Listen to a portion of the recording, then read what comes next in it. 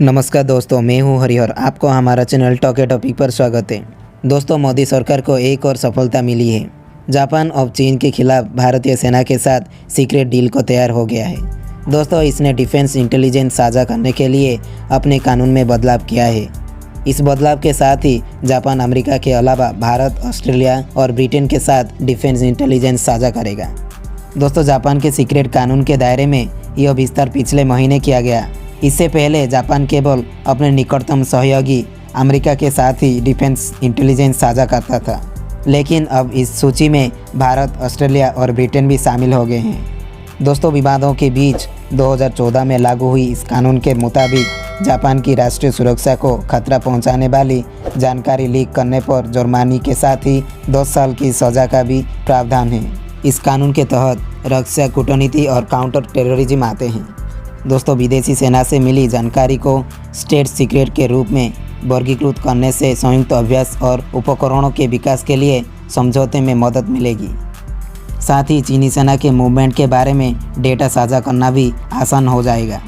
दोस्तों, जापान का यह कदम उसके लिए भी काफ़ी फ़ायदेमंद होगा, क्योंकि बीजिंग पूर्व चीनी सागर में जापान को लगातार परेशान कर रहा है और उसके लिए चीन की गतिविधियों पर अपने दम पर नज़र रखना कठिन हो गया है।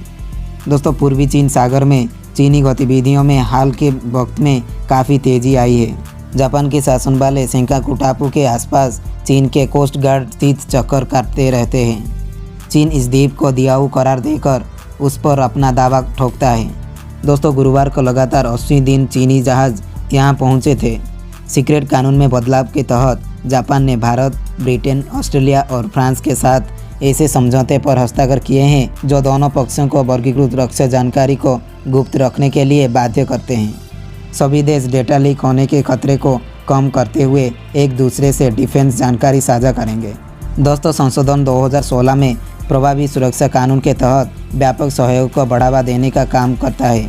जापान खतरे की हालत में आत्मरक्षा के अधिकार का इस्तेमाल कर सकेगा और दूसरी सेनाओं को ईंधन और हथियार मुहैया कर सकेगा। दोस्तों, इसके लिए इन सेनाओं के आकार, क्षमता और कार्यक्षेत्र की ज़्यादा जानकारी भी चाहिए होगी, जो सीक्रेट डेटा में शामिल है। दोस्तों, चीन से बढ़ते खतरे को देखते हुए हाल के वर्ष में जापान ने अपने रक्षा सहयोग को बढ़ाया है। जापान की सेल्फ डिफेंस फोर्स और ऑस्ट्रेलियाई सेना ने पहली बार पिछले साल लड़ाकू विमानों के साथ संयुक्त अभ्यास किया था और 2015 से हर साल मालाबार में maritime self defence force Bharat, America के साथ मिलकर नौसेना अभ्यास में हिस्सा ले रही है।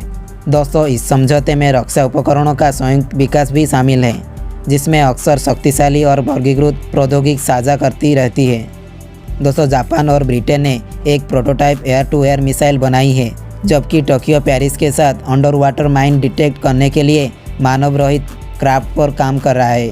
दोस्तों, इसके अलावा जापान ब्रिटेन के साथ F2 फाइटर जेट पर भी काम कर रहा है, जिसे 2030 के मध्य तक तैनात करने की योजना भी है।